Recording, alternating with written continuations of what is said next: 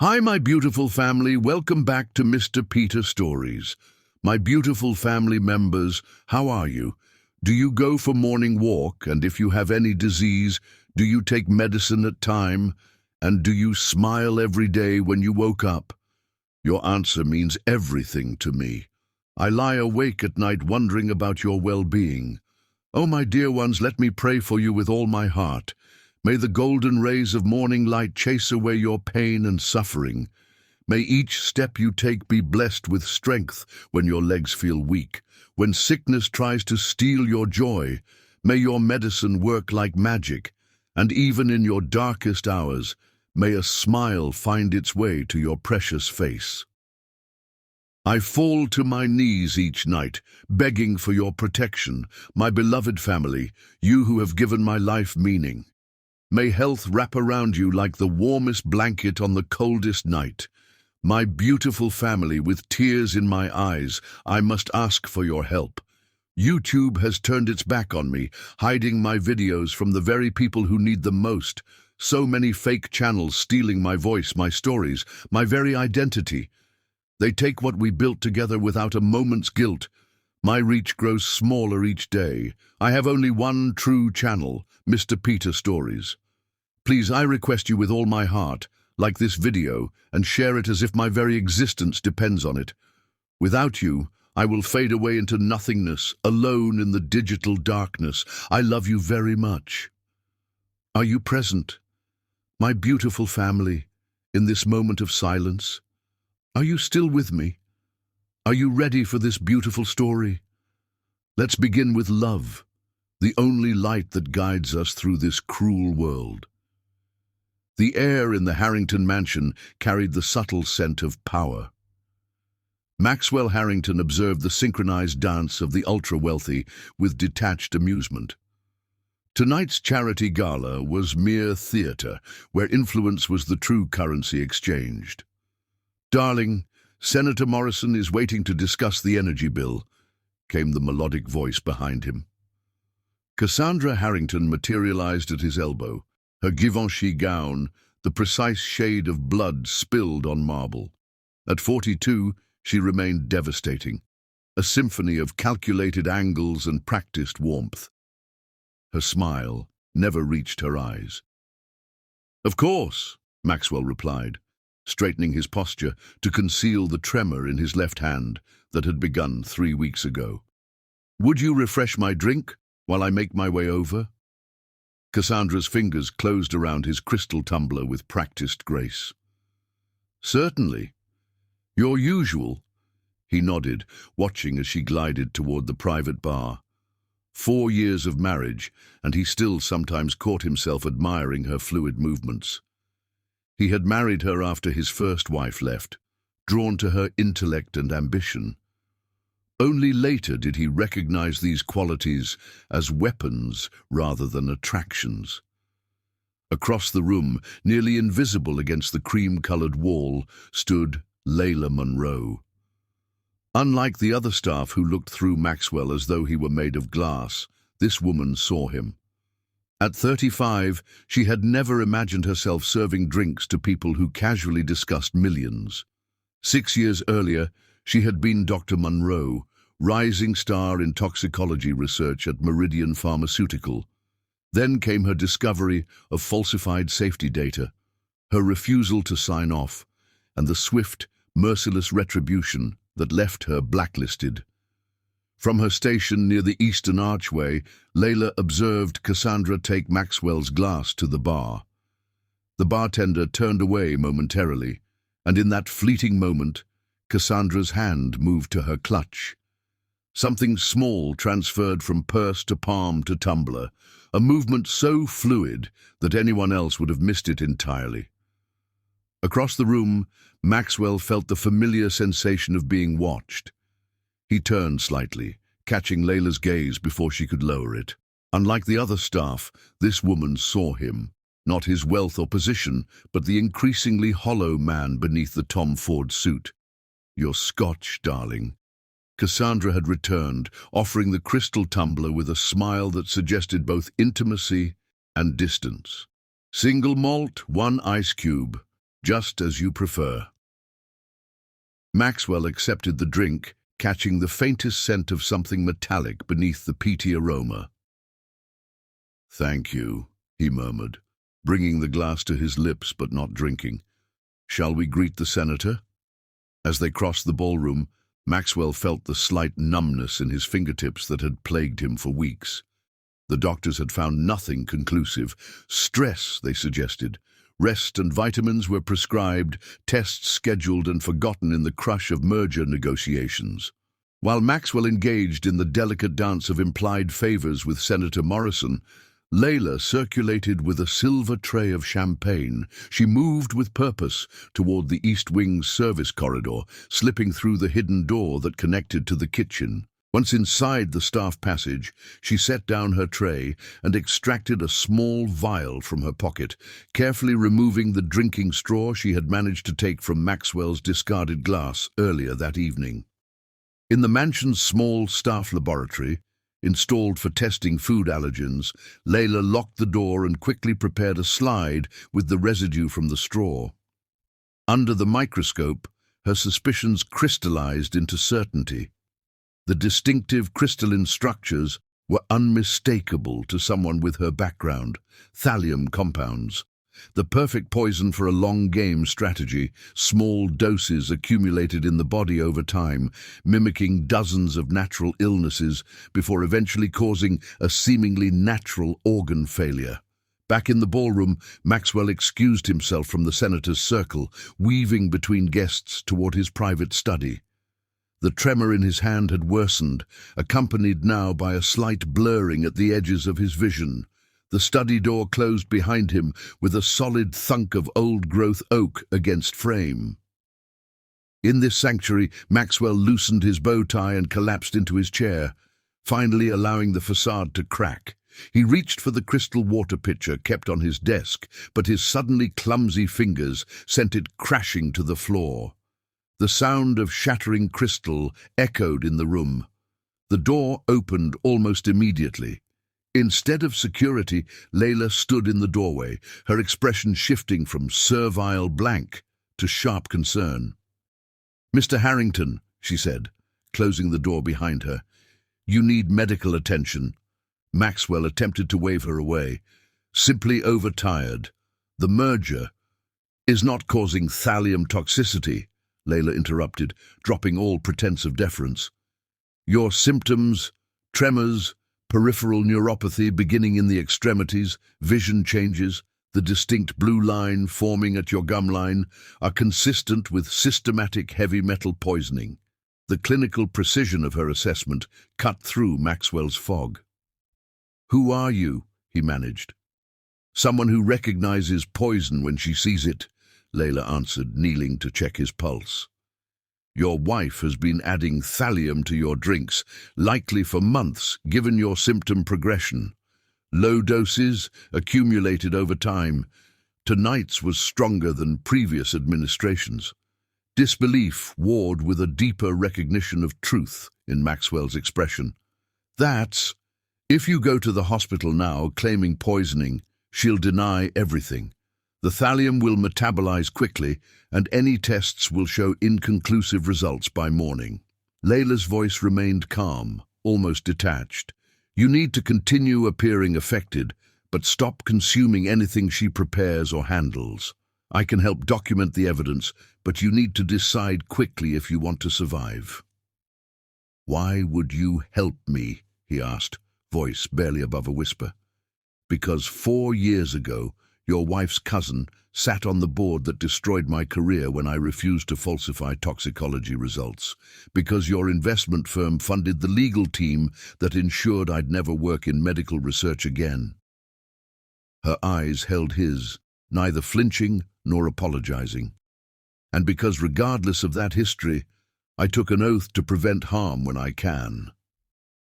Maxwell Harrington, master of acquisition and conquest, found himself in uncharted territory. Genuine vulnerability before someone who had every reason to wish him harm, yet offered salvation instead. "What do we do?" he asked finally. For the first time, Layla's composed expression softened slightly. First, we need to get activated charcoal into your system to bind the thallium. Then we document everything, your symptoms, your wife's movements, the compound itself. We create a record no one can dispute. She hesitated before adding, and you need to understand that once we begin, there's no going back. The woman you married will become your most dangerous enemy. Begin, he said simply. Neither could have predicted how that single word would transform them both, igniting a dangerous game where poison flowed not just through veins, but through the very foundations of power and privilege they each navigated in their own way. Chapter 2. Poison and Privilege. 3 days after the gala, Layla moved through the Harrington estate with deliberate purpose. The morning light filtered through towering windows, casting long shadows across marble floors that she had memorized in her 6 months of employment. The mansion operated like a small nation, staff hierarchies, territories, and unspoken rules governing every interaction. As one of the newer employees, she occupied the lowest tier, assigned to the least desirable tasks and schedules. This morning, however, provided opportunity. Cassandra had departed for her monthly spa retreat in Vermont, a full-day affair that wouldn't see her return until evening. Maxwell had sequestered himself in his home office for an international conference call that would last hours. The security detail maintained their perimeter posts, leaving the interior relatively unwatched. Perfect timing. Layla slipped into Cassandra's private suite, latex gloves thin against her skin. The room exuded calculated femininity, French antiques, silk draperies, and a vanity displaying crystal perfume bottles like museum pieces. She moved directly to the bathroom, where a locked cabinet stood above the marble sink. The lock yielded easily to the skills she'd acquired in her whistleblower days. Inside, arranged with pharmaceutical precision, stood rows of expensive skincare products, prescription medications, and, exactly as she'd suspected, a small wooden box inlaid with mother-of-pearl. The box contained 6 vials of clear liquid and a digital scale accurate to milligrams. Layla photographed everything with her phone, careful not to disturb the precise arrangement. After testing microscopic samples with portable equipment disguised as cosmetics in her uniform pocket, her suspicions were confirmed. Thallium sulfate, pure and precisely measured. "What are you doing in my wife's bathroom?" The voice froze her blood. Layla turned slowly, finding Maxwell leaning against the doorframe, expression unreadable. Gone was the polished titan of industry. In his place stood a man in cashmere loungewear, complexion ashen, dark circles like bruises beneath his eyes.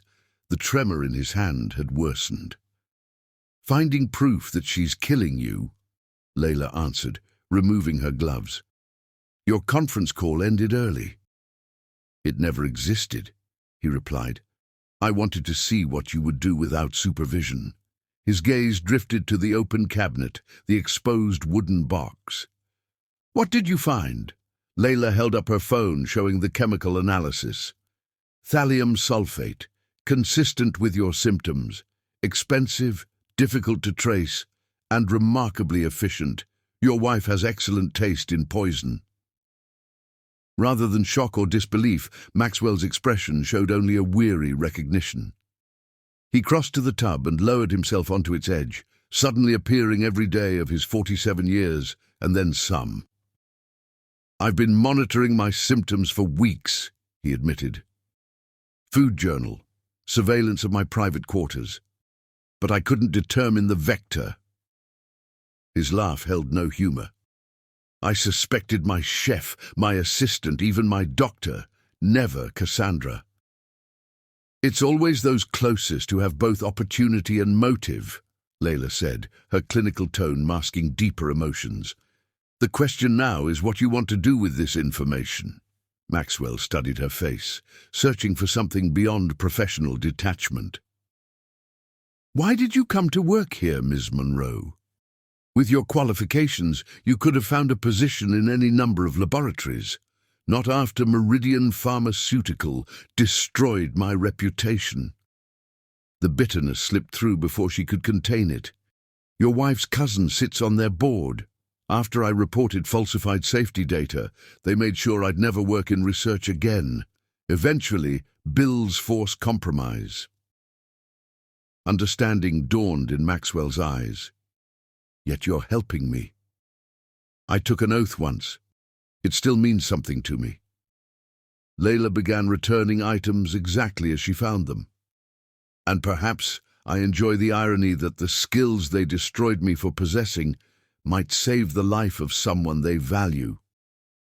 Maxwell stood, moving closer. Despite his weakened state, he still commanded presence. "You've created an unusual situation, Ms. Monroe. I now have evidence that my wife is attempting to murder me, delivered by a woman with legitimate grievances against my extended family."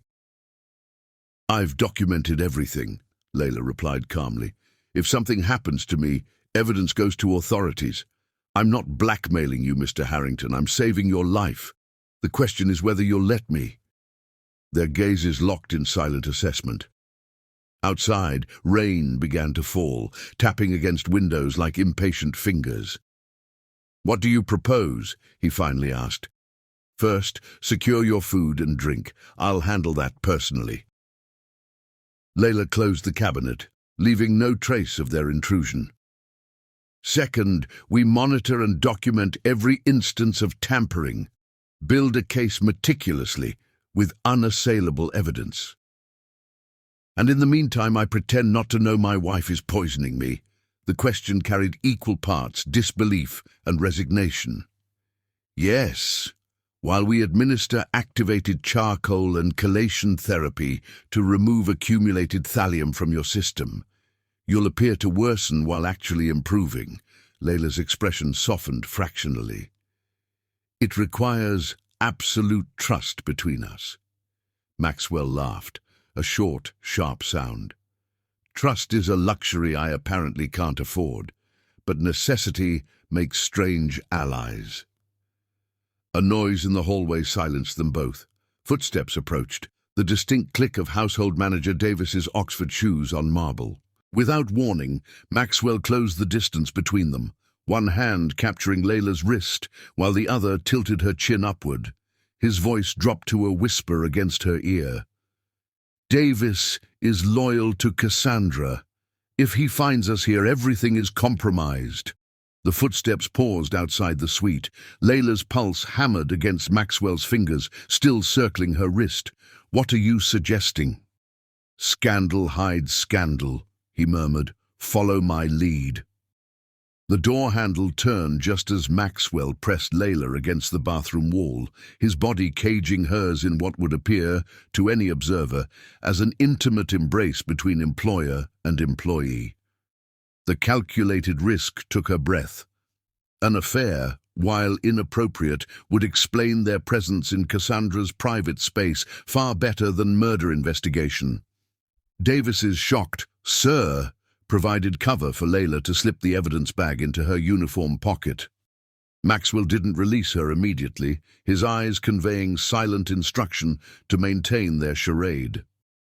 "Davis," Maxwell acknowledged without turning, his voice carrying practiced irritation at interruption. "I believe I left instructions not to be disturbed this morning." "Yes, sir. Apologies, sir." The household manager's discomfort was palpable. "Mrs. Harrington called. Her car will arrive early, within the hour." The news landed like a lightning strike between them. Maxwell's fingers tightened imperceptibly around Layla's wrist, not painful, but urgent. "Thank you, Davis. That will be all." Maxwell's dismissal carried the weight of absolute authority. When the door closed, he stepped back, professional distance restored with unsettling ease. "You have 1 hour to explain exactly how we proceed from here. My study, 5 minutes." Alone in Cassandra's bathroom, Layla steadied herself against the marble counter. The encounter had been strategic, a calculated performance to protect their discovery. Yet the memory of his proximity lingered like electricity on her skin, an unexpected complication in an already dangerous situation. Her reflection showed flushed cheeks and two bright eyes. "Focus," she whispered to herself. "This isn't about you." But as she slipped from the suite toward Maxwell's study, Layla knew they had crossed a critical threshold. The game evolving between powerful husband, poisonous wife, and the woman caught between them had just acquired dimensions neither she nor Maxwell had anticipated. In the study, Maxwell stood at the window, watching rain transform his manicured gardens into something wild and ungoverned. Without turning, he spoke as Layla closed the door behind her. "She wants me dead. I need to understand why." "Money is usually sufficient motive," Layla answered, remaining near the door. "Your estate is worth billions, your company considerably more. Cassandra already has access to more wealth than she could spend in several lifetimes." Maxwell turned, his expression hardened. "This is about control, not capital." Layla hesitated, then crossed to his desk where a laptop sat open. "May I?" At his nod, she navigated through financial news archives, pulling up a story that had circulated in business publications 3 months earlier. "Rumor has it that you've been considering a merger with Elysium Biotech." Understanding dawned in Maxwell's eyes.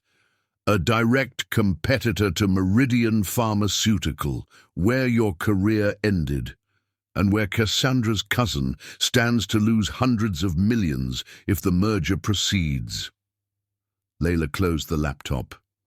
Connections between Harrington Global and Elysium would create a conglomerate powerful enough to absorb or destroy Meridian within years.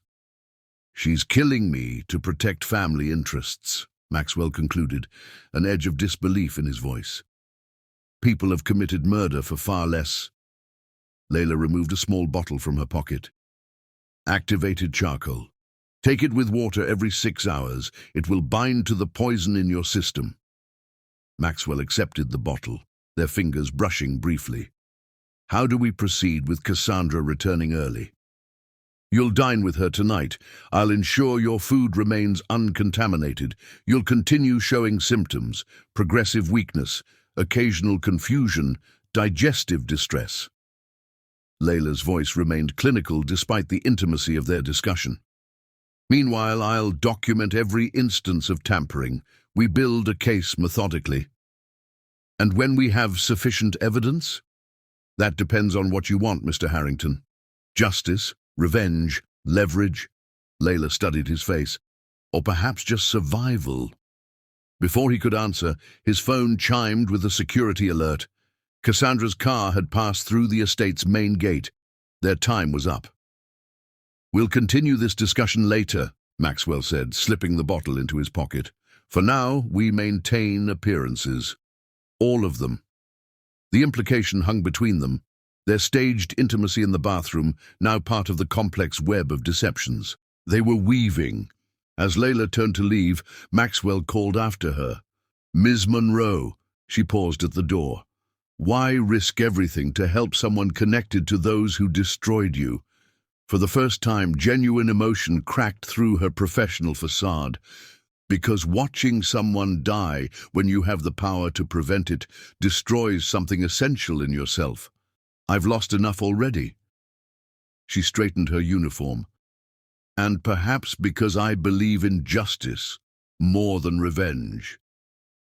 The sound of Cassandra's arrival echoed through the mansion. Cheerful greetings to staff, the clatter of luggage, the familiar rhythm of the lady of the house returning to her domain. From opposite ends of the estate, Maxwell and Layla prepared to play their parts in a performance where failure meant death. Outside, the storm intensified, thunder rolling across manicured grounds that concealed darker threats beneath their perfect surface. Chapter 3. The Hidden Ledger. 2 weeks passed in a dangerous ballet of secrets. Maxwell continued his performance as the gradually declining titan of industry, while Layla administered chelation therapy in the privacy of his study. Under her care, his true condition improved, even as he convincingly displayed worsening symptoms for Cassandra's benefit: small stumbles during dinner parties, a dropped glass at an important meeting, visible weight loss that earned sympathetic glances from board members. Tonight, the Harringtons hosted the governor and his entourage.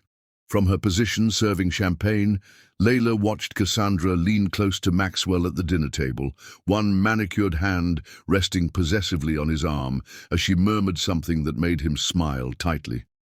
The performance was flawless, concerned wife attending to her increasingly frail husband. "More champagne, sir?" Layla asked as she approached Maxwell, their coded signal that she needed to communicate something urgent. "Yes, please." His fingers brushed hers as he handed her his glass, a gesture invisible to others but electric between them. Minutes later they met in the library's hidden alcove. "She's meeting Richard tonight," Layla whispered, her voice barely audible over distant dinner conversation. "In the pool house, after midnight." Maxwell's expression hardened. "You're certain?" "I intercepted a text while charging her phone. They've been communicating through a banking app's messaging feature, hiding correspondence in plain sight." "Clever," he acknowledged, the compliment tasting bitter. "We need to know what they're planning. The pool house has surveillance, but the feed routes through Cassandra's private security server. She'll know if we access it." Maxwell's eyes met hers, decision made. "Then we observe in person." The remainder of the evening passed in excruciating slowness. Layla cleared plates while mentally calculating sightlines and hiding places in the pool house. Maxwell entertained politicians while tracking his wife's movements with newfound awareness. At 11, Maxwell made a show of retiring early, complaining of fatigue. Cassandra kissed his forehead with practiced tenderness, promising to join him soon. By 11:30, Layla had changed from her uniform into black clothes suitable for nighttime surveillance. At 11:45, she slipped like a shadow across the moonlit grounds toward the pool house. Maxwell waited for her in the shelter of ornamental hedges, similarly dressed in dark clothing that transformed him from billionaire to spectre. "The east entrance has a blind spot in the security coverage," she whispered, her breath visible in the night air. "Follow exactly in my footsteps." They entered the pool house, a modernist structure of glass and steel centered around an Olympic-sized pool, and concealed themselves in the elevated equipment room overlooking the main space. Through slatted vents, they had perfect visual access while remaining hidden. At midnight precisely, the pool house lights activated at low intensity. Cassandra entered first, still wearing the emerald gown from dinner. Richard followed minutes later, Maxwell's CFO of 8 years, a man who had been best man at their wedding. "They've moved the timeline up," Richard said without preamble, his voice echoing slightly in the cavernous space. "The Elysium merger paperwork is nearly complete. Once Maxwell signs, your family's holdings in Meridian will be worthless." "He won't live to sign anything," Cassandra replied, removing her earrings with practiced ease. The latest dose was triple strength. His kidneys should fail within the week. Beside Layla, Maxwell went completely still. Feeling his tension, she placed her hand over his, a silent reminder to remain calm, to continue gathering evidence. "Medical examiners might detect thallium in the autopsy," Richard cautioned. Cassandra's laugh was crystalline and cold. "They'll find nothing. My cousin at Meridian provided a compound that metabolizes completely. It's untraceable after 72 hours. She crossed to the bar, pouring 2 glasses of champagne. "Besides, no one questions when a man with Maxwell's stress levels and workaholic tendencies collapses from apparent exhaustion." "And after," Richard asked, accepting the champagne, "the board will expect leadership. You'll become interim CEO while I play the grieving widow." Cassandra's smile was predatory. 6 months later, overcome by shared grief, we find comfort in each other's arms. Society will forgive the impropriety given the tragedy. And Elysium will be destroyed rather than merged. Meridian will acquire their patents at bankruptcy prices. She raised her glass. To partnerships in business and pleasure. Their glasses clinked as Maxwell's grip tightened painfully around Layla's hand. "We should leave," she whispered, but he shook his head, eyes fixed on the scene below. Richard set down his glass and pulled Cassandra into a kiss that carried the familiarity of long practice. As clothing began to fall to the marble floor, Maxwell finally turned away. They exited as silently as they had entered, crossing the moonlit grounds with the weight of what they'd witnessed hanging between them. Only when they reached the safety of his study did Maxwell finally speak. 8 years, he said, voice hollow. Richard has been with me since the beginning. He attended my first wedding, stood beside me at my father's funeral. His composure cracked slightly. And Cassandra, I knew our marriage lacked passion, but this level of calculated betrayal. Layla poured 2 fingers of bourbon, offering him the glass.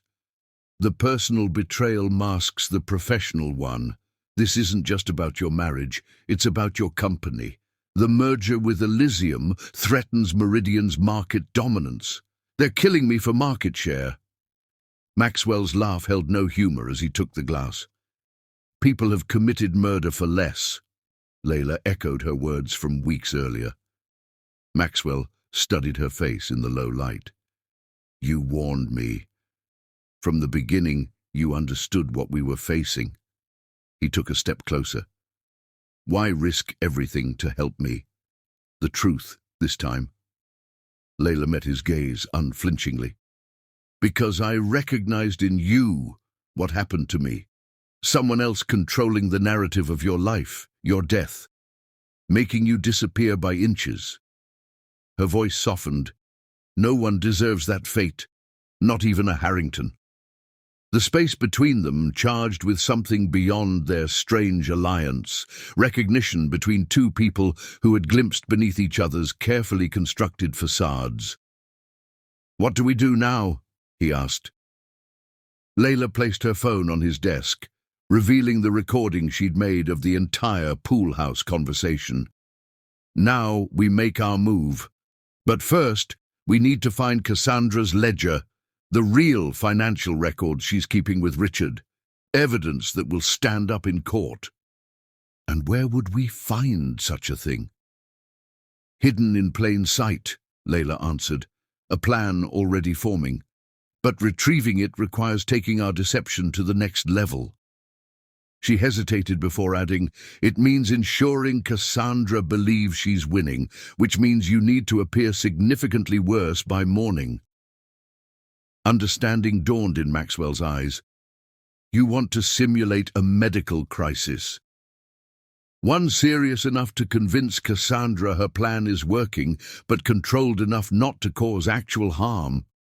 Layla's expression was grim. It's dangerous, but it will give us the opportunity we need. Maxwell finished his bourbon in a single swallow. Decision made. Tell me what to do. In the darkness of the study, their conspiracy deepened. Predator becoming prey, hunter becoming hunted. By morning, the delicate power balance of the Harrington estate would shift irrevocably, setting in motion events that would either save Maxwell's life or end it completely. Chapter 4. The Collapse.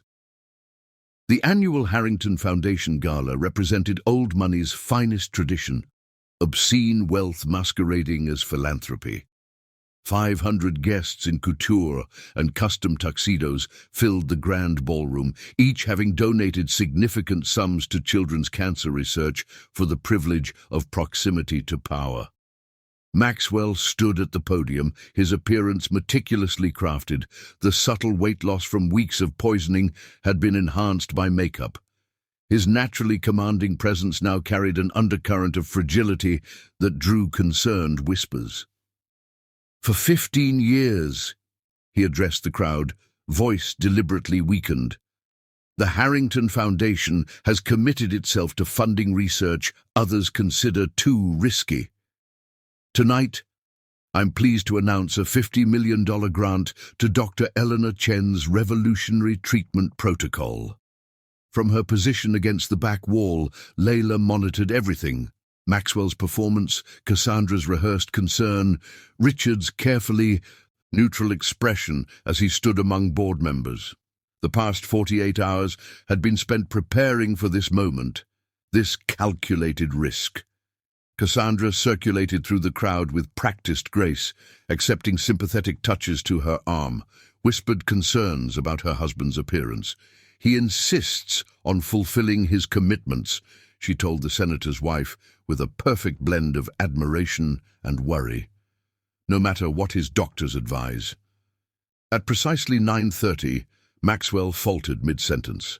The microphone captured his sudden intake of breath, amplifying it throughout the ballroom. 500 conversations ceased instantly. "I apologize," he managed, gripping the podium. His left hand displayed the distinctive tremor that had first alerted Layla weeks ago, now dramatically worse. His complexion turned ashen, and a thin line of blue appeared at his gum line, a classic marker of heavy metal poisoning that medical professionals in the audience would recognize. His pupils constricted visibly under the bright lights, and a cold sweat broke across his forehead. "Seems I'm a bit—" His voice slurred slightly, another neurological symptom consistent with thallium toxicity. The stumble was masterful, incorporating actual medical symptoms of thallium poisoning the doctors present would later confirm in testimony. Cassandra moved forward, the picture of wifely concern as Maxwell braced himself against the lectern. "Darling, let me help you," she murmured, loud enough for the front tables to hear. She signaled a waiter who brought forward a glass of water. As planned, Layla observed Cassandra's hand, move briefly to her clutch before offering Maxwell the glass. "Thank you," Maxwell said, his expression perfect, gratitude tinged with vulnerability as he accepted the poisoned water from his would-be murderer. Layla moved swiftly through the crowd. The timing had to be perfect. Too soon would seem suspicious. Too late would allow Maxwell to actually consume the thallium dose. Just as the glass touched his lips, she approached the stage. "Mr. Harrington," she called, her voice carrying urgency, "your medication." All eyes turned to the maid, interrupting this dramatic moment. Cassandra's expression flashed murderous before smoothing into polite annoyance. "Thank you, but he's already taken it," Cassandra replied coldly. Layla held up a prescription bottle. "Dr. Weiss was quite clear, ma'am. Given this morning's test results, Mr. Harrington needs this immediately." The tension was exquisite. Maxwell wavered visibly, the glass of water trembling in his hand. With perfect dramatic timing, he lurched forward, the glass tumbling from his grasp and shattering on the marble floor. The audience gasped as Maxwell collapsed. Chaos erupted. Security swarmed.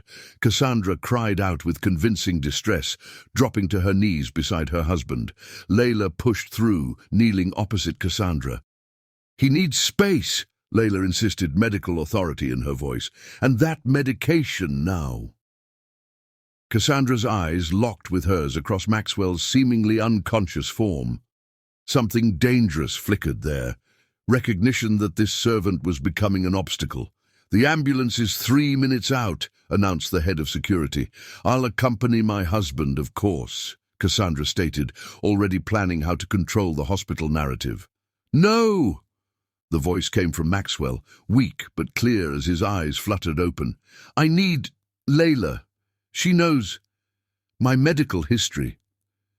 Cassandra's perfect composure cracked for an instant. "Darling, I'm your wife." "Please," Maxwell whispered, his performance flawless as he reached for Layla's hand instead of Cassandra's. "Trust me." The paramedics arrived, loading Maxwell onto a stretcher. Before Cassandra could object further, Layla climbed into the ambulance beside him, the doors closing on Cassandra's stunned expression. The moment they were alone, Maxwell's eyes opened fully, all weakness vanishing. "Did you get it?" "Yes." Layla held up her phone, showing the video she'd captured of Cassandra doctoring the water. "And the glass fragments are in my pocket, evidence secured." The paramedics, private contractors Maxwell had arranged, nodded in approval. This was no medical emergency, but a carefully orchestrated extraction. "Take us to Dr. Weiss," Maxwell instructed. "She's expecting us." 20 minutes later, they arrived not at the hospital, but at a private clinic, where Dr. Catherine Weiss, a toxicologist who had once worked alongside Layla before the Meridian scandal, waited with a team of trusted medical professionals. "Cassandra will realize something's wrong when we don't arrive at Massachusetts General," Layla noted as they entered through a secured back entrance. "That's counting on it," Maxwell replied, straightening his tie now that the performance had ended. "While she's searching hospitals, we'll be accessing her private accounts." Dr. Weiss greeted them with professional efficiency. "The lab is prepared for the samples, and I've reviewed the blood work from last week. The chelation therapy is working. Thallium levels are dropping." "We need official documentation," Layla explained, "evidence that will stand up to legal scrutiny." "And we need it quickly," Maxwell added. "When Cassandra realizes I've disappeared with evidence of her attempted murder, she'll move to protect herself, likely by destroying financial records connecting her to Richard and Meridian." "Unless she can't access those records," Layla said, removing a small flash drive from her pocket. "While simulating your symptoms last night, I managed to clone her laptop. I've identified a hidden partition containing what appears to be the real ledger." Maxwell's expression shifted from surprise to admiration. "You continue to exceed expectations, Ms. Monroe." "The password is still encrypted," she cautioned, "and we'll need actual access to her computer to retrieve the full files." "Which brings us to phase 2. Maxwell turned to Dr. Weiss. "How quickly can you process the glass fragments? We need confirmation of thallium presence within hours, not days. For you, we'll have results by midnight." Dr. Weiss gestured to her team to begin work.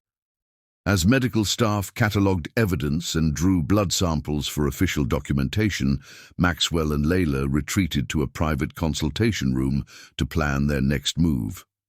"Cassandra will be frantic by now," Layla noted, checking her phone. "Security cameras show her calling Richard from the car. They're mobilizing. Good. Desperation leads to mistakes." Maxwell loosened his bow tie, the weight of their gambit evident in his expression. "But we're taking an enormous risk. If we fail to secure irrefutable evidence—" "We won't fail," Layla interrupted with quiet certainty. She hesitated before adding, "But there's something I haven't told you." Maxwell's gaze sharpened. "What?" "The hidden accounts I found on Cassandra's computer, they don't just link to Meridian. There's evidence suggesting connections to offshore accounts used to hide profits from pharmaceuticals that failed safety testing, the very drugs I refused to approve before they destroyed my career." "You suspected this from the beginning," Maxwell realized. "This isn't just about saving my life. It's about clearing your name." Layla met his gaze unflinchingly. "Justice serves multiple purposes." The silence between them carried the weight of this new understanding, their alliance more complex than either had acknowledged. After a moment, Maxwell smiled slightly. "I admire your strategy, Ms. Monroe, using me to achieve justice for yourself. And I admire your resilience, Mr. Harrington. Not many men could partner with someone who once viewed their entire world as corrupt." Something shifted in Maxwell's expression. Respect, perhaps, or something deeper. He moved closer, the professional distance between them diminishing. "When this is over," he said quietly, "when Cassandra and Richard are facing consequences and Meridian's corruption is exposed, what then?" The question hung between them, laden with implications neither was ready to voice. Before Layla could respond, Dr. Weiss knocked and entered. "We have preliminary results. The water glass contained thallium sulfate, consistent with the compound we've been treating, and the samples from the past 2 weeks show increasing concentrations. She's been escalating the dosage." "Evidence of attempted murder," Maxwell concluded. "Enough for police involvement," Dr. Weiss confirmed. Maxwell and Layla exchanged glances, the silent communication of conspirators who had moved beyond mere alliance. "Not yet," Maxwell decided. "First, we need the financial records proving motive. Without those, Cassandra might claim it was a misunderstanding, a supplement gone wrong." "Which means returning to the mansion," Layla said, the danger implicit in her tone. "Yes. While Cassandra searches hospitals, we retrieve the evidence from her computer." Maxwell's expression hardened with determination. "Tonight, we end this." As they prepared to leave the safety of the clinic, the weight of their next move hung between them. Maxwell paused at the door, turning to Layla with uncharacteristic hesitation. "Why did you really help me?" he asked quietly. "Beyond justice or revenge, the truth." Layla considered the man before her, no longer the untouchable billionaire, but a partner in a dangerous game that had transformed them both. "Because when I looked at you that first night," she answered finally, "I saw someone else trapped in a cage of others' making, and I remembered what it felt like to have no allies when your life is at stake." The simplicity of her answer seemed to touch something in Maxwell. Without warning, he reached for her hand, his fingers entwining with hers in a gesture that transcended their careful professional boundaries. "Whatever happens tonight," he said, his voice low with intensity, "I am in your debt." The moment stretched between them, electric with possibility and danger. Then Maxwell released her hand, composure restored as they stepped into the night, their most perilous gambit yet to come. Chapter 5. Shattered Glass House. The Harrington estate stood silent under a midnight sky, security lights casting long shadows across manicured grounds.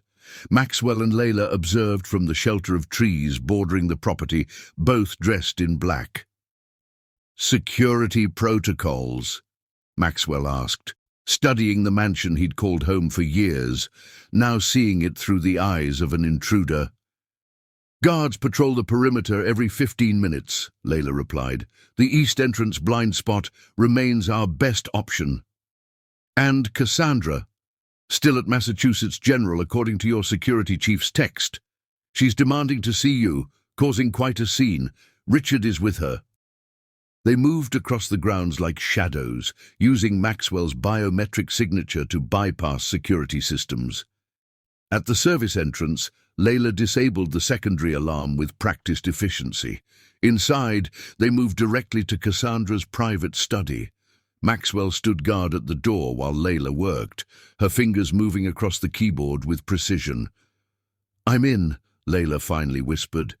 "Downloading the ledger and correspondence now." Maxwell moved to look over her shoulder. "What are we seeing?" "Financial transfers between Cassandra's shell companies and Meridian Pharmaceutical, dating back 3 years, before your marriage." Layla scrolled through documents. "Stock manipulations, insider trading, and..." "Here," she pointed to a series of transfers. "Payments to Richard from Cassandra's private accounts, beginning 2 months after your wedding." Maxwell realized their affair has been ongoing since the beginning. "It's worse," Layla continued scrolling. "These medical reports, they're fabricated toxicology studies for Meridian's failed drugs, the same ones I refused to certify. And here's correspondence about eliminating potential whistleblowers. My name is on their list, along with 3 others who mysteriously lost their careers." The sudden illumination of headlights on the driveway interrupted them. Through the window, they watched Richard's Aston Martin approach. He's returned alone, Layla observed, hurrying to complete the download. Cassandra must still be creating distractions at the hospital. The front door opened, followed by footsteps in the marble foyer. Richard's voice carried as he spoke on his phone. "She's still searching emergency rooms. I'll get the files and meet you at the airport. The jet is fueled and ready. Yes, I understand the urgency." Layla removed the flash drive just as Richard's footsteps approached the study. Maxwell pulled her into the adjacent powder room, closing the door silently behind them. Through the crack beneath the door, they could see Richard enter the study. "Damn it," he muttered. "Someone's been on this computer." "The files are gone," Richard said into his phone. "Yes, I'm looking at the computer now. Someone has accessed the hidden drive. No, security shows no breaches. This was someone who knows the system." A pause, then. "I'll check the surveillance footage. If it's her, we'll handle it permanently. The maid has become a liability." Maxwell positioned himself beside the door. At his nod, Layla deliberately made a sound, just enough to alert Richard. "Who's there?" Richard called, footsteps approaching the powder room. The moment the door began to open, Maxwell struck. Decades of boxing training channeled into a precise blow that caught Richard squarely in the jaw. The CFO stumbled backward as Maxwell emerged from hiding. "Maxwell!" Richard's shock was genuine. "You're supposed to be dying," Maxwell finished. "That was the plan, wasn't it? Poison me slowly, marry my wife, take my company." Richard recovered quickly. "You don't understand the situation. Cassandra approached me. She said you were planning to remove me during the Elysium merger." "You've never been a convincing liar, Richard." Maxwell's voice carried dangerous control. Richard lunged toward Layla, clearly intending to obtain the flash drive by force. Maxwell intercepted him, blocking the attack. They crashed into Cassandra's desk, sending crystal paperweights shattering across marble floors. When Richard pulled a letter opener from the desk, the stakes escalated. "Maxwell!" Layla called in warning. As Richard slashed wildly, the blade caught Maxwell's forearm, drawing blood. With calculated precision, Maxwell disarmed Richard, using the man's momentum against him to slam him into the wall. Richard slumped to the floor, dazed but conscious. "We need to go," Layla urged, pressing a handkerchief to Maxwell's bleeding arm. "Cassandra could return any minute." "Not yet." Maxwell retrieved Richard's phone from the floor, placing it on speaker. "Call Cassandra." Richard glared but complied when Maxwell twisted his arm behind his back. Cassandra answered on the second ring. "Tell me you have the files," she demanded without preamble. "Better," Maxwell replied. "I have Richard the files and evidence of your attempted murder." The silence stretched for 3 heartbeats before Cassandra's voice returned, ice cold. "Maxwell. What a surprise. Hardly the word I'd choose for discovering my wife and CFO conspired to poison me for financial gain." "A misunderstanding," Cassandra replied smoothly. "Whatever you think you've found has been manipulated by your new friend. The maid has her own agenda. The thallium in my system and in the water glass from tonight suggests otherwise. It's over, Cassandra. The evidence is already secured with my attorneys." Another pause before Cassandra spoke again, her tone shifting to something almost intimate. "We could resolve this privately, Maxwell. Richard was always the driving force. I was manipulated, afraid for my family's interests. We could start fresh." The desperation beneath her practiced poise was audible now. Maxwell met Layla's gaze across the room, drawing strength from her steady presence. "You miscalculated, Cassandra. Not just in thinking you could kill me slowly without detection, but in believing I valued wealth over genuine connection." Security alarms suddenly blared throughout the mansion. Richard had activated a panic button hidden beneath the desk. External lights flooded the grounds as armed guards responded to the alert. Maxwell delivered a precise blow to Richard's temple, rendering him unconscious before following Layla into the hallway. They moved swiftly through the mansion as security protocols activated around them, sealing exterior doors and windows. "The garage," Maxwell directed, leading them down a service corridor. "My private cars aren't connected to the main security system." They reached the underground garage just as the estate's lockdown completed. Maxwell's Aston Martin roared to life, tires squealing against polished concrete as they accelerated toward the single exit not yet sealed.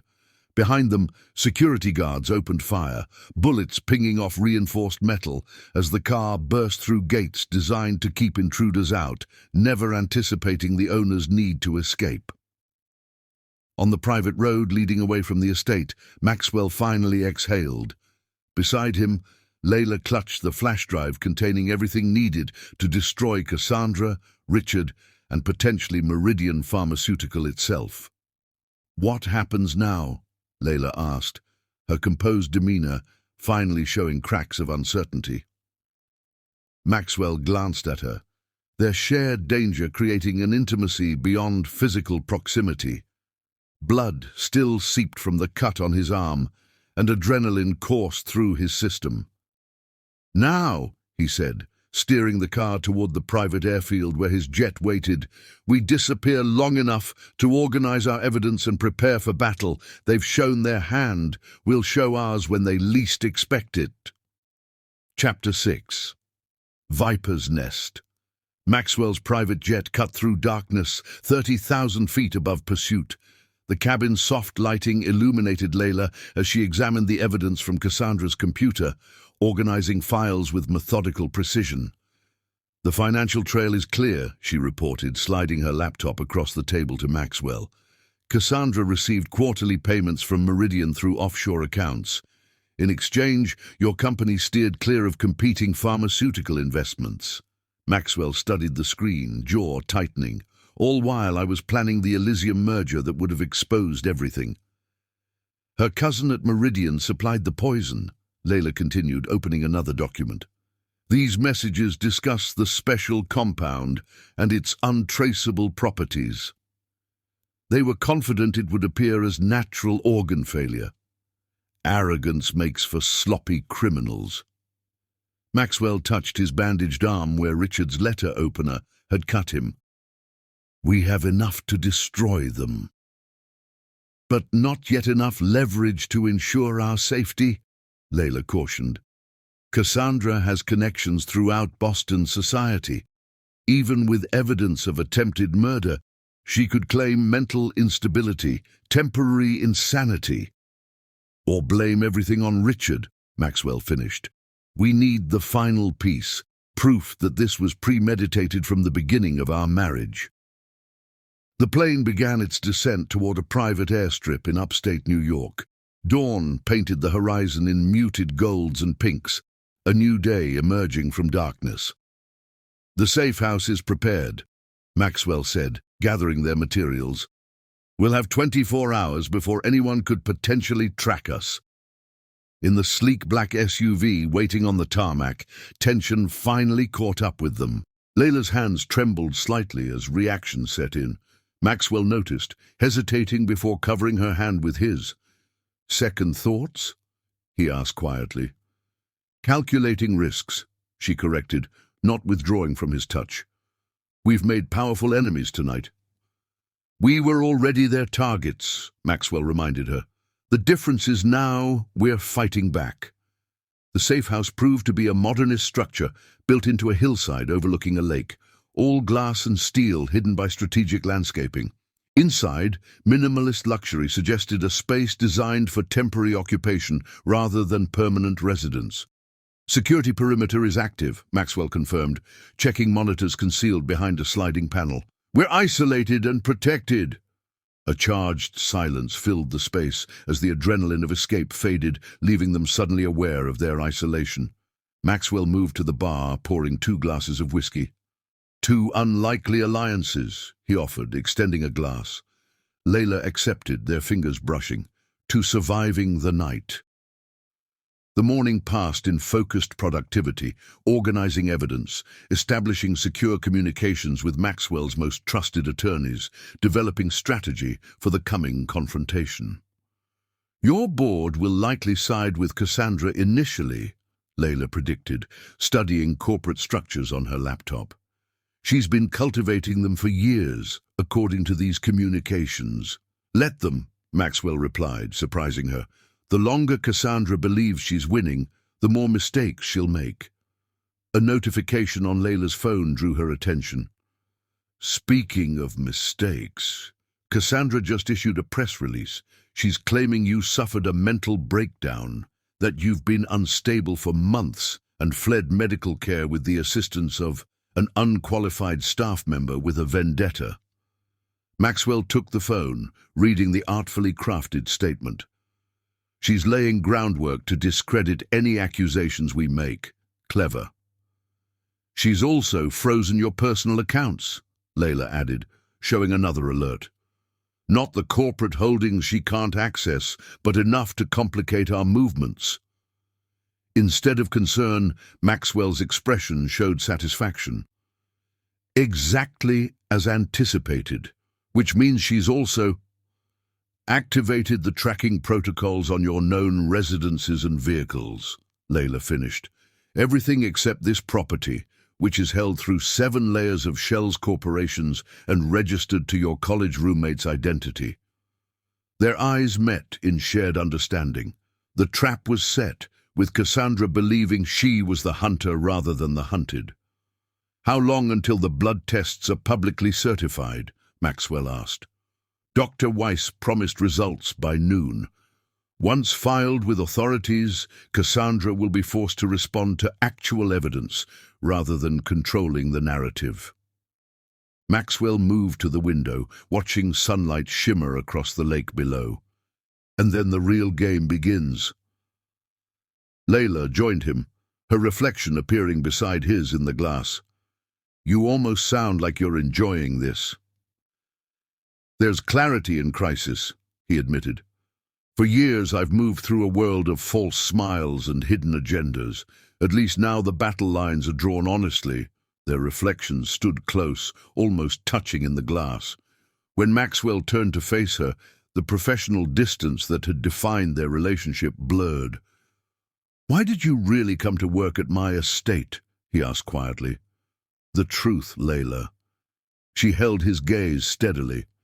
"Initially, to gather evidence against Meridian by accessing your corporate files.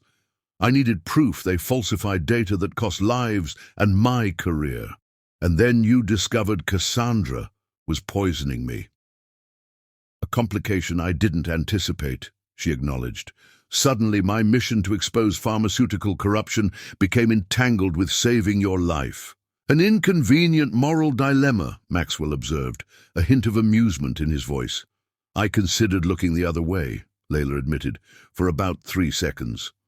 The honesty between them, raw and unfiltered, created an intimacy more profound than their physical proximity." Maxwell's hand rose to her face, fingers tracing her cheekbone with unexpected gentleness.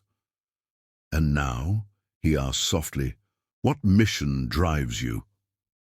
The question hung between them, weighted with implications neither had acknowledged until this moment of forced pause between danger past and danger to come. Before Layla could answer, Maxwell's secure phone chimed with an incoming message. The spell broken, they stepped apart as Maxwell checked the alert. "Dr. Weiss has filed the toxicology report with authorities," he announced.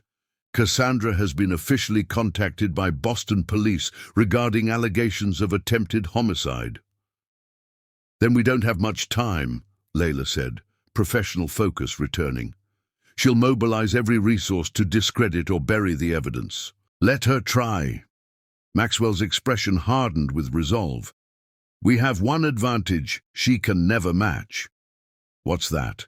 "She believes power lies in wealth and connection," he said simply. "We know it lies in truth and unexpected alliances." Their gazes held, something unspoken yet undeniable passing between them, a recognition that whatever began as necessary cooperation had evolved into something neither had anticipated, something that would fundamentally alter both their lives, regardless of how their battle against Cassandra ultimately resolved. Chapter 7. Blood in the Water. Boston's financial district buzzed with the day's most explosive story. Headlines screamed variations of Harrington heir accuses wife of poisoning plot and pharmaceutical connection in billionaire murder attempt. Cassandra stood in her attorney's office, watching CNN's coverage on a wall-mounted screen. Her composed exterior revealed nothing of her inner fury, as reporters speculated about the toxicology report filed with authorities. "This is manageable," insisted Gerald Hoffman, her silver-haired lawyer. "The police have questions, not charges.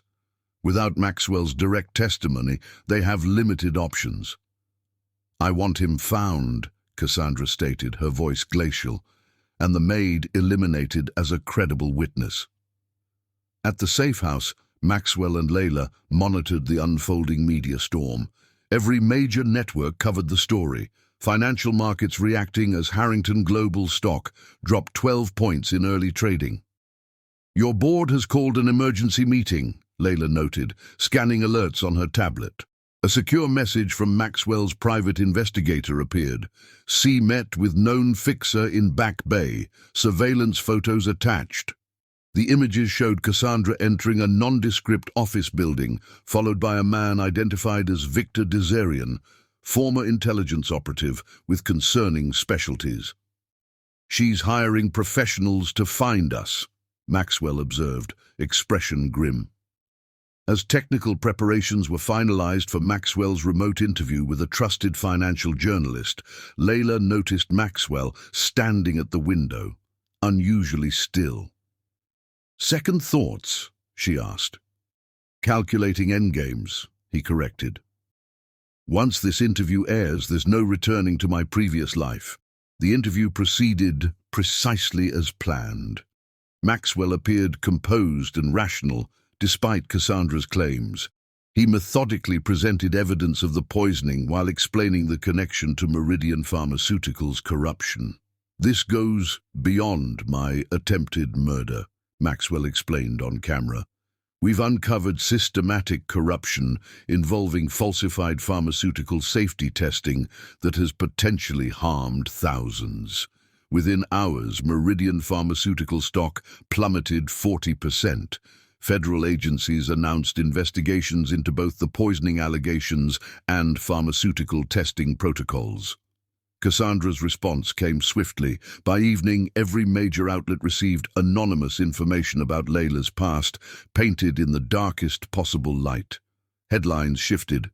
Harrington's mysterious companion, disgraced researcher with vendetta, and whistleblower or manipulator. Photos appeared showing Layla at protests outside Meridian years earlier.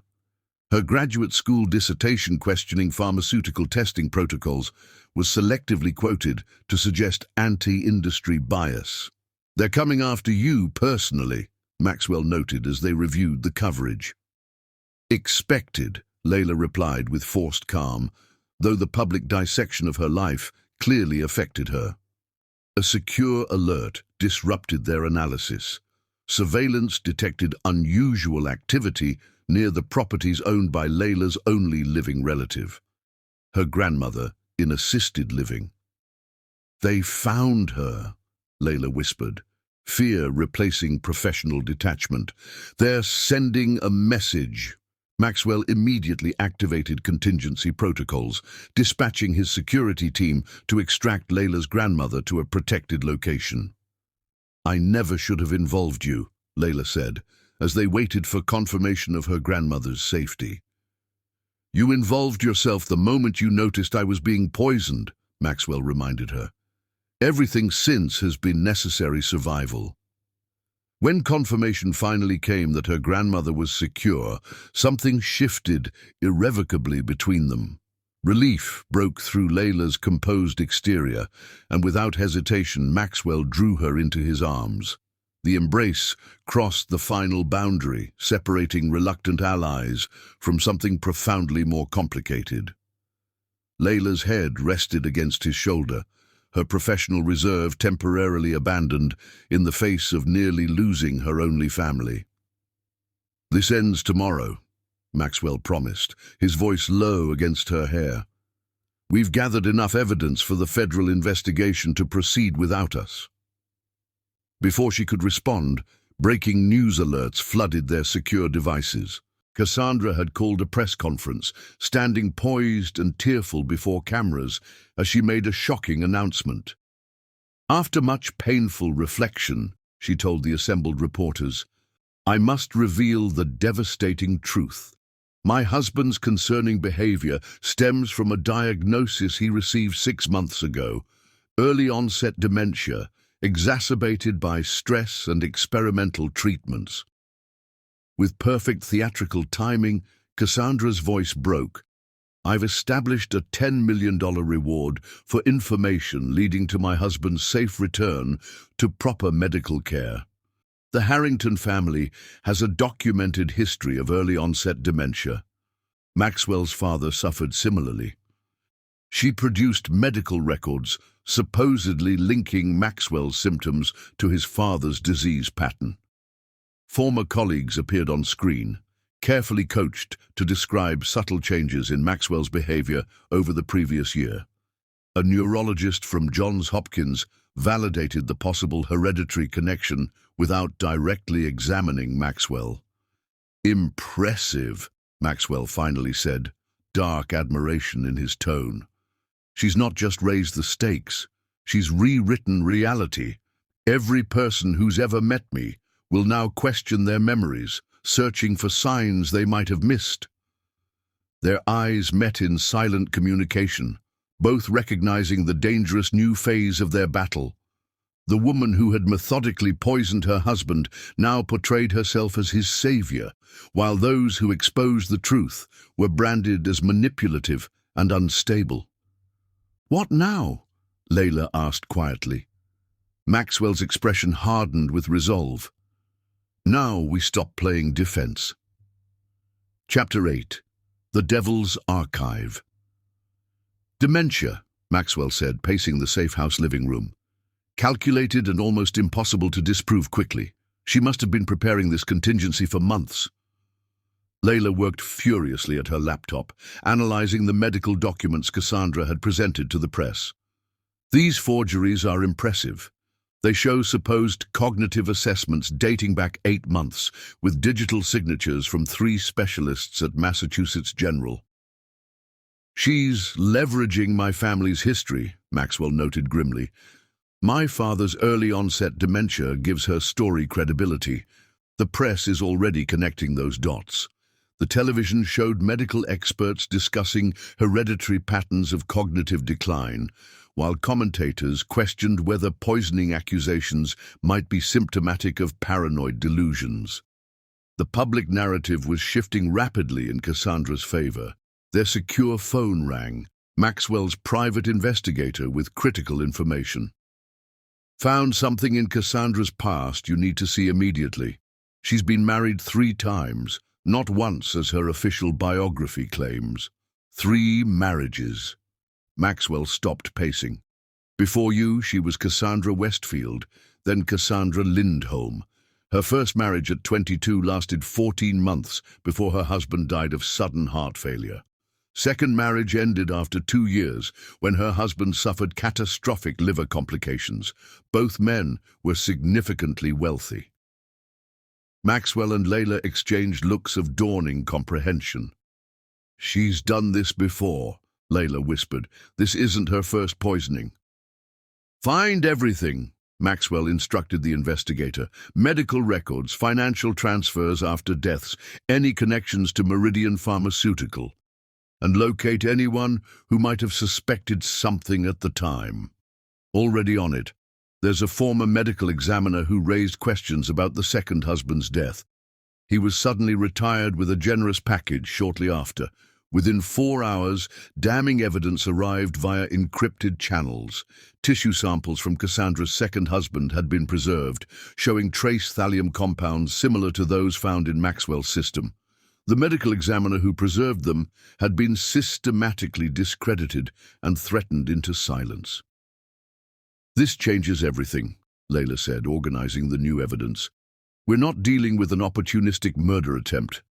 This is a pattern spanning decades." Meanwhile, Cassandra's reward announcement worked exactly as intended. Security alerts triggered on their perimeter system. Their location had been compromised by a local shopkeeper recognizing Maxwell from news coverage. "We have company," Maxwell announced, checking security feeds showing 3 vehicles approaching the safe house perimeter. Layla initiated emergency protocols, transferring their evidence to encrypted cloud storage while wiping local devices. Bounty hunters or Cassandra's professionals? "Both," Maxwell replied grimly as the security feed showed a mix of local opportunists and 2 men with military precision checking weapons. "We have 4 minutes before they breach the eastern perimeter."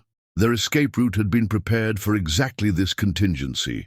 A maintenance tunnel connecting to neighboring property, followed by a secondary vehicle hidden in an abandoned barn half a mile away. As they moved through the tunnel, Maxwell's phone vibrated with notification that security measures had been triggered at Layla's grandmother's care facility. "They're using a 2-pronged approach," he realized, "flushing us out here while simultaneously targeting your family." Layla's composed facade faltered momentarily. "The facility has enhanced security, but if Cassandra hired professionals, my team is already mobilizing," Maxwell assured her, making the call to deploy additional protection to her grandmother. "This is acceleration, not defeat. Cassandra's growing desperate." "We need to accelerate our timeline," Maxwell decided, as they switched to a backup vehicle on a rural back road. "Take the battle directly to her before she can eliminate more evidence or witnesses." Layla produced a small flash drive from her pocket. "Then we use this. I've compiled everything. The medical examiner's original notes, chemical analysis comparing the compounds in your system to those found in her second husband, financial trails showing how she liquidated both previous husbands' assets through the same offshore structures she's using now." "The devil's own archive," Maxwell said grimly. "Evidence of serial murder spanning years." They relocated to a different safe house, a modest cabin in western Massachusetts, registered to one of Layla's former colleagues from her research days. Using specialized equipment to mask their digital footprint, they prepared comprehensive files for both federal authorities and select investigative journalists known for their integrity. "Once we release this, there's no turning back," Maxwell noted as they finalized the evidence packages. "Cassandra will know exactly who provided this information." "She already wants us eliminated," Layla pointed out. "At least this way, her secrets become public knowledge, even if we don't survive her retaliation." Their eyes met, the unspoken possibility hanging between them that this battle might claim their lives even in victory. Without words, Maxwell reached for her hand, the touch conveying what neither was ready to articulate. At midnight, they simultaneously released everything to the FBI, DEA, 3 trusted journalists, and the Medical Licensing Board. By dawn, breaking news alerts announced arrest warrants for Cassandra and 6 Meridian Pharmaceutical executives on charges ranging from attempted murder to fraud and criminal conspiracy. Richard, predictably, had already turned state's witness in exchange for immunity, providing additional testimony that corroborated their evidence. "It's working," Layla said cautiously, watching helicopter footage of federal agents raiding Cassandra's mansion. "But it's not over." "Someone with her resources always has contingency plans," Maxwell agreed. "Until she's in custody, we remain at maximum risk." Their secure phone chimed with an urgent alert from Maxwell's security team. Unusual temperature readings detected in the safe house's foundation, suggesting planted explosives activated by remote detonation. "Out! Now!" Maxwell grabbed Layla's arm, pulling her toward the door as the first tremor shook the building. Cassandra's final desperate move became clear. If she couldn't have Maxwell's empire, no one would. The ground shook violently as they raced from the cabin. Behind them, the safe house erupted in flames, the explosion illuminating the pre-dawn forest as they dove for cover behind their vehicle. In the orange glow of destruction, Maxwell pulled Layla close, both of them breathing heavily as debris rained around them. Cassandra had just elevated their private war to its most dangerous phase. She now had nothing left to lose. Chapter 9. Midnight Reckoning. The explosion made national news within hours. Assassination attempt on billionaire whistleblower dominated headlines as footage of the burning safe house played on every network. Cassandra's desperation had transformed a private vendetta into a public spectacle. The attempted murder of Maxwell Harrington now impossible to dismiss as mental illness or manipulation. In a luxury hotel suite secured under false identities, Maxwell and Layla watched the coverage with grim satisfaction. FBI agents surrounded every property connected to Cassandra, while financial regulators froze accounts linked to her and Meridian Pharmaceutical. "She's gone underground," Layla noted, scanning intelligence reports from Maxwell's security team. Private airstrip in Vermont shows an unregistered flight departed 3 hours before the explosion. Destination unknown. "She won't flee the country yet," Maxwell predicted, wincing slightly as he applied fresh bandages to injuries sustained in their narrow escape. "Not without accessing her emergency funds, which we've identified and monitored," Layla finished, their thoughts now moving in parallel after weeks of partnership. The trap is set. Their strategy was elegant in its simplicity. Rather than hiding from Cassandra, they would make themselves available as bait under controlled circumstances, drawing her into a situation where federal authorities could intercept her. The location: Layla's grandmother's care facility, where enhanced but invisible security measures had been implemented. "She'll assume we've moved your grandmother to safety," Maxwell reasoned, "that we'd never risk her as a pawn in this game." "Which makes it the perfect location to draw Cassandra out," Layla agreed. "Her psychological profile suggests she targets what her opponents value most. She believes hurting your former employee's family is the most direct path to hurting you." The psychological assessment proved accurate. By nightfall, surveillance identified 2 of Cassandra's hired operatives conducting reconnaissance at the care facility. Maxwell's security team tracked them while federal agents positioned for interception. "She's coming personally," Maxwell's head of security reported via encrypted channel. Black sedan approaching from the north access road. Facial recognition confirms it's Cassandra driving, not a decoy. The pieces were in place for the final confrontation. Maxwell and Layla entered the care facility through a service entrance, taking position in a secured room adjacent to Layla's grandmother's quarters, which now contained only a sophisticated medical dummy beneath blankets. Federal agents disguised as staff patrolled the corridors, while snipers positioned on surrounding rooftops. "Remember, we need her alive and talking," the FBI tactical commander reminded them through their earpieces. "Her testimony is critical to dismantling the entire Meridian operation." At midnight exactly, security cameras captured Cassandra entering the facility using an access card cloned from an employee's credentials. Gone was the polished socialite who had charmed Boston's elite. In her place moved a predator in tactical clothing, a silenced pistol visible in her hand. "She's heading directly to room 307, reported surveillance. "Elevator access granted." Maxwell's expression hardened as they watched Cassandra's approach on the security feed. "She's not here just to threaten your grandmother. She intends to eliminate her immediately." As expected, Layla replied, though her composed exterior couldn't completely hide her visceral reaction to watching someone methodically approach her only family member's supposed location with intent to kill. Maxwell reached for her hand, a gesture that had become natural between them. "This ends tonight." Cassandra moved with surprising efficiency for someone who had portrayed herself as merely a socialite. She disabled a security camera in the hallway, checked corners with practiced precision, and approached room 307 with the confidence of someone who had committed violence before and expected to do so again. The moment she entered the room, the trap was sprung. Lights illuminated to full brightness as federal agents announced themselves from concealed positions. What should have been a smooth arrest suddenly spiraled into chaos as Cassandra revealed a final, desperate contingency. "Chemical dispersal system detected," came the urgent alert through their earpieces.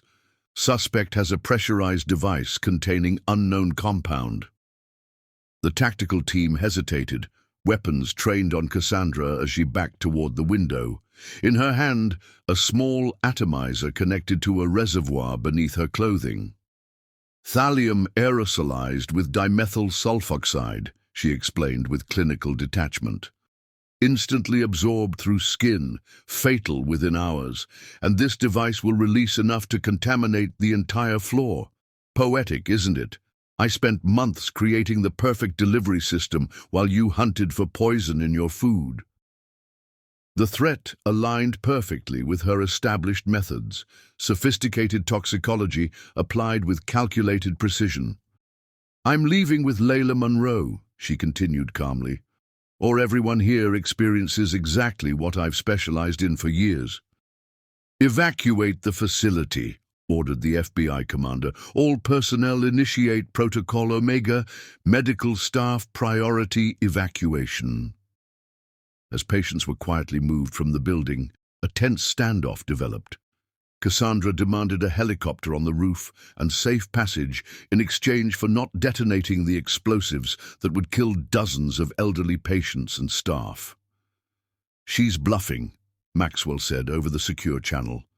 "The explosives are real, but she won't die for this. Self-preservation is her core trait." "Agreed," replied the FBI negotiator, "but we can't risk calling that bluff with civilians still in the building." As evacuation continued below, Maxwell made a decision that Layla immediately recognized in his eyes. "No," she said firmly. "Whatever you're thinking, no." "She wants confrontation," he replied quietly. "A final reckoning between us. I'm giving her exactly what she wants, under terms that protect everyone else."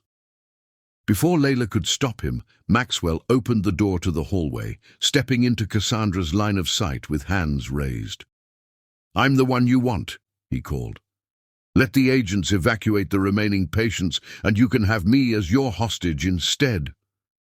Cassandra's laugh held no humor. "The conquering hero offers himself as sacrifice? How predictable, Maxwell." "Not sacrifice," he corrected, moving slowly closer. "Negotiation. You're a businesswoman after all, and right now your only commodity is threat. I'm offering you a more valuable alternative." "Maxwell, stand down," the FBI commander ordered through the earpiece, which Maxwell subtly removed and dropped to the floor. Cassandra studied him with calculating eyes. "You've destroyed everything I built. My reputation, my freedom, my future." "You did that yourself when you chose murder as a business strategy," Maxwell replied calmly. "3 husbands, Cassandra? Did you feel anything when they died, or was it merely accounting?"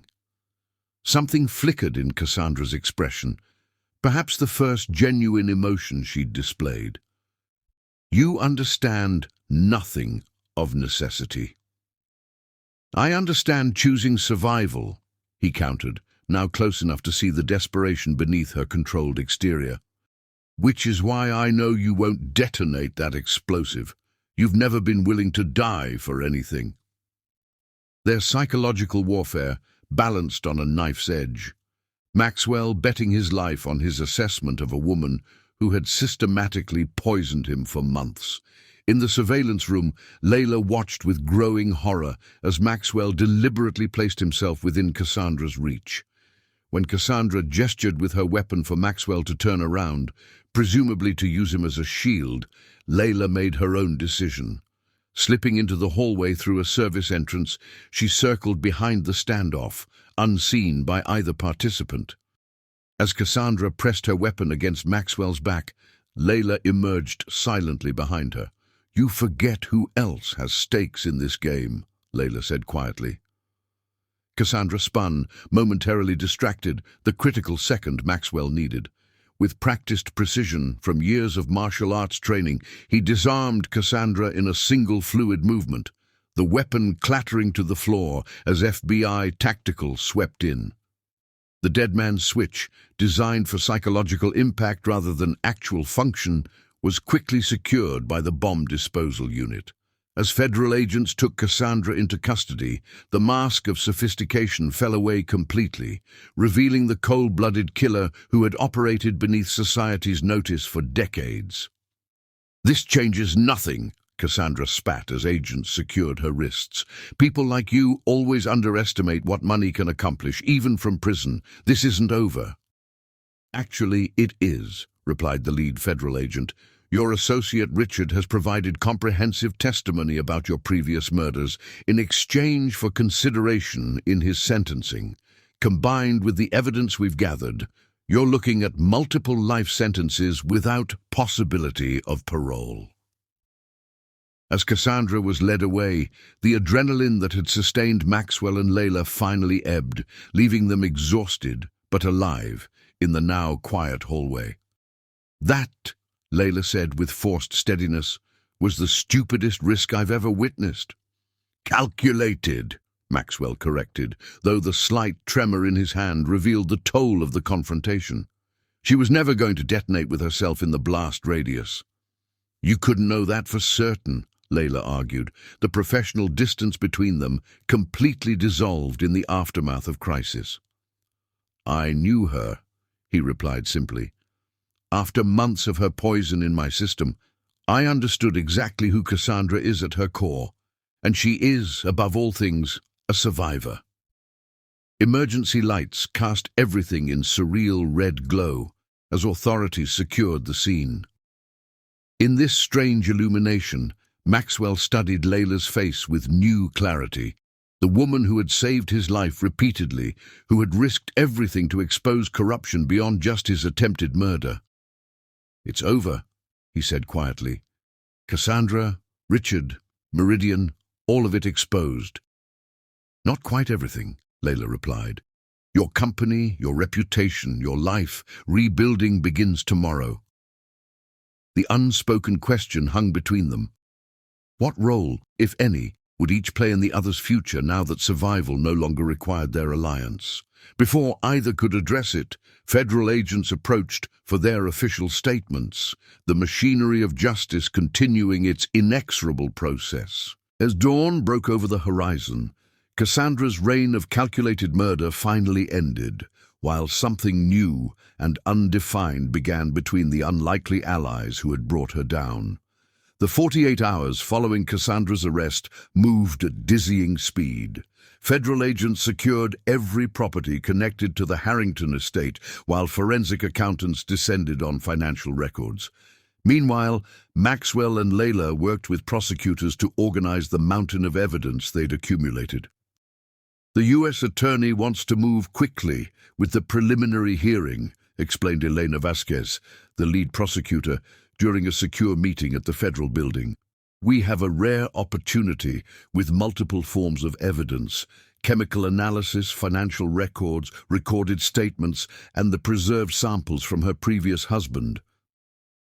"How strong is the case?" Maxwell asked, his arm lightly touching Layla's, their physical connection now established even in professional settings.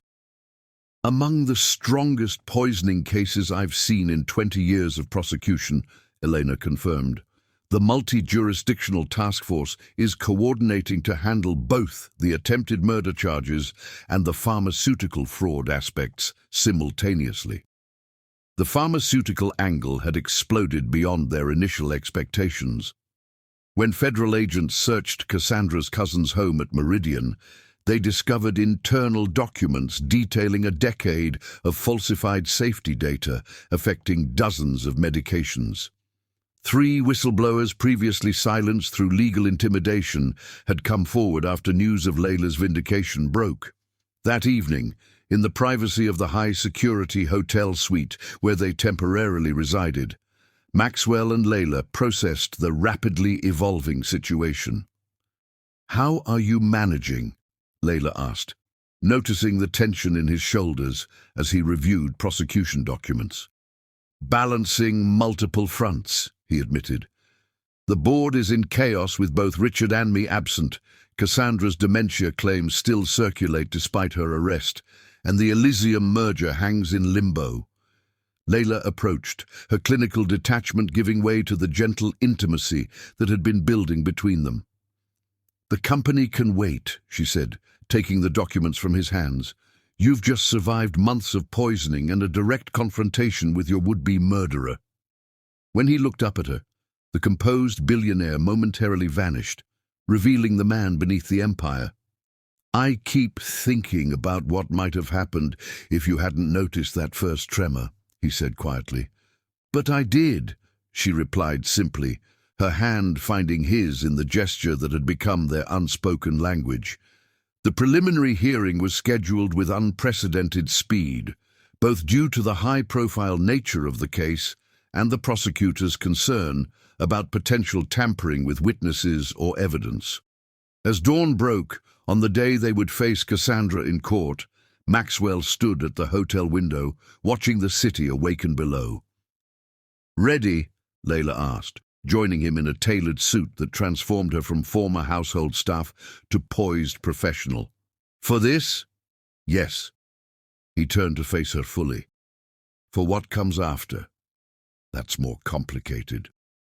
The question of their future, both individually and potentially together, remained deliberately unaddressed as they focused on the immediate battle.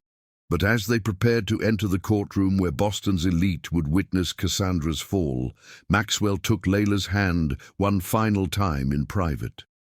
"Whatever happens in there," he said with quiet intensity, "know that meeting you, even under these circumstances, has been the most consequential event of my life."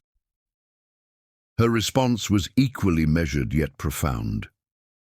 "Then let's make certain it wasn't for nothing." Together they stepped toward the courtroom doors, ready to transform their private battle into public justice. Chapter 10. Serpents and Ladders. The courtroom fell silent as Cassandra entered in prison orange, her elegant poise incongruous with the shackles at her wrists and ankles. 6 weeks had passed since her arrest, transforming the society darling into America's most notorious Black Widow. Maxwell sat in the front row beside Layla, both dressed in understated business attire that belied their status as the case's central figures.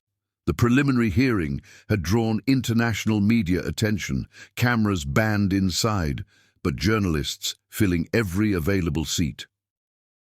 "Prosecution calls Maxwell Harrington," announced District Attorney Elena Vasquez.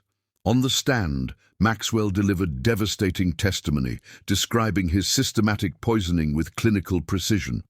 Medical records projected on screens showed thallium's progression through his system. When questioned about motive, his answer silenced the room. "My wife attempted to murder me because I planned to merge with Elysium Pharmaceutical, which would have exposed Meridian's falsified safety data and her family's corrupt practices." During cross-examination, Cassandra's attorney attempted to revive the dementia narrative. Maxwell's calm recitation of complex financial details and perfect recall of dates decimated this strategy. "Mr. Harrington," the defense attorney asked with practiced sympathy, "isn't it possible your perceptions were affected by the very symptoms you claim were poisoning?" The thallium in my system wasn't a perception, Maxwell replied evenly. Neither was the identical compound found in my water glass, nor the matching substances found preserved in tissue samples from Cassandra's second husband. When Layla took the stand next, Cassandra's expression hardened to pure hatred. The prosecution established Layla's credentials in toxicology research, systematically rebuilding the reputation Meridian had attempted to destroy. Ms. Monroe, why did you suspect poisoning specifically? Asked the DA. The symptom progression was consistent with heavy metal toxicity.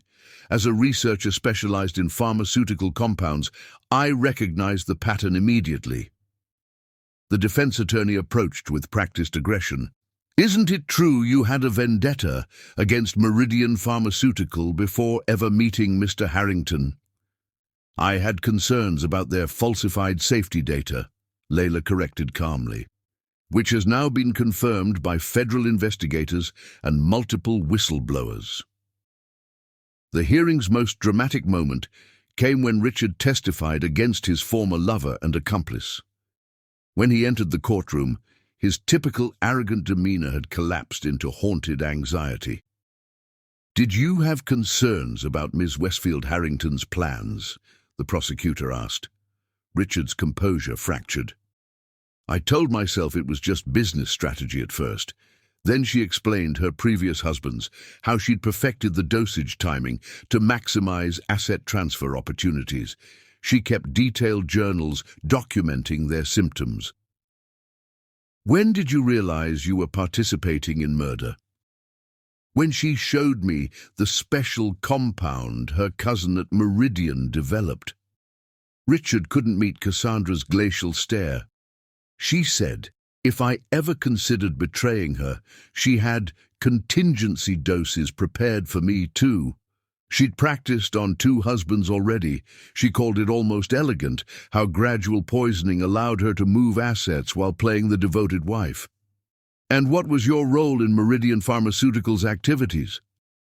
I falsified regulatory filings connecting Harrington Investments to Meridian subsidiaries. Cassandra's family needed Maxwell's company to maintain distance from their pharmaceutical operations, especially after researchers like Ms. Monroe began questioning their data. The connection between the attempted murder and the pharmaceutical corruption finally became explicit, tying together the personal and corporate crimes into a single conspiracy. By day's end, Cassandra was denied bail and remanded to custody as a flight risk. Outside the courthouse, reporters swarmed Maxwell and Layla as they exited.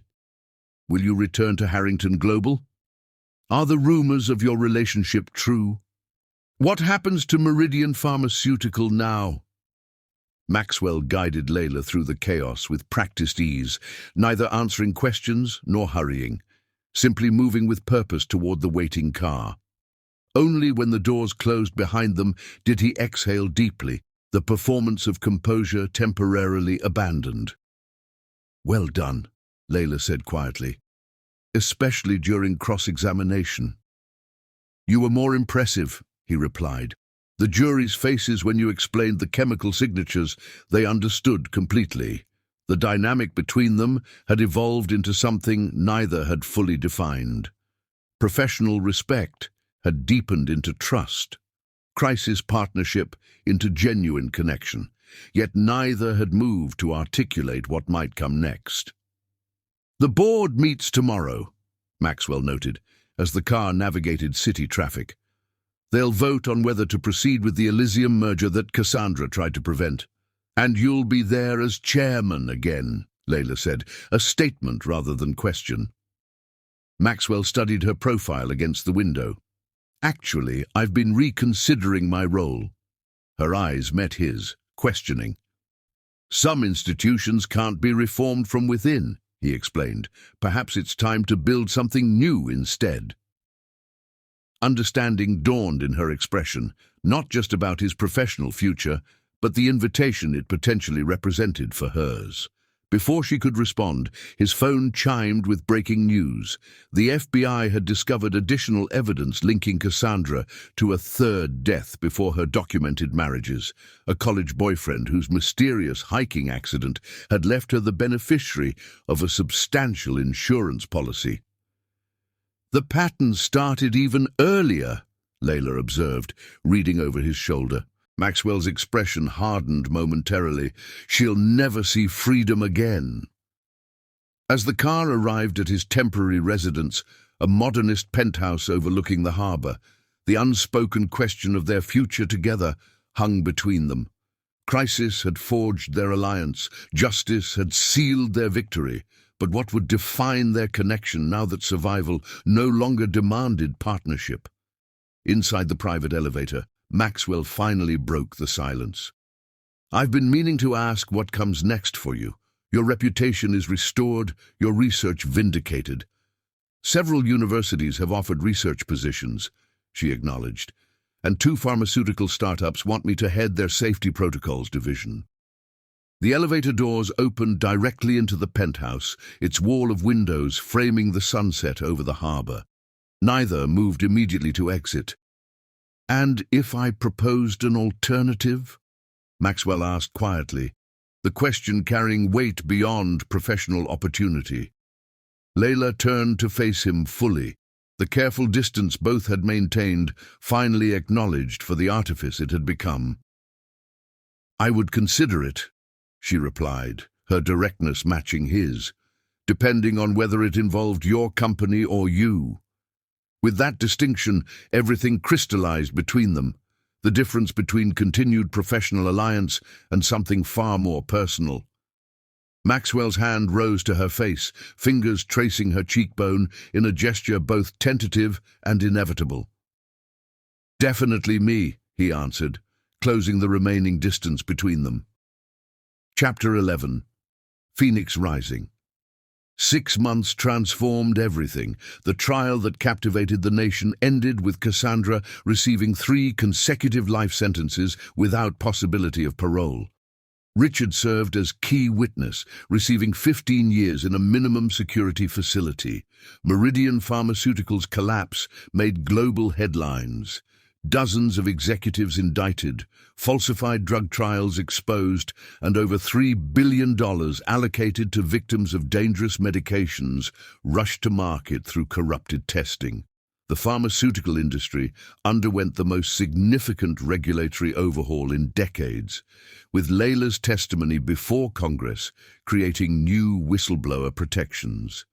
3 other former Meridian researchers, previously silenced like Layla, had their reputations restored and careers rebuilt.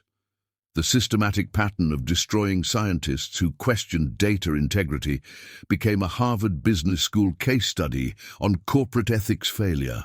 Maxwell watched the final news coverage from his newly completed waterfront home on a private island off the Maine coast. Floor-to-ceiling windows framed a dramatic view of waves crashing against rocky shores, the isolation a deliberate choice after months of media scrutiny. "The financial restructuring is complete," Layla announced, joining him with coffee and a tablet displaying complex spreadsheets.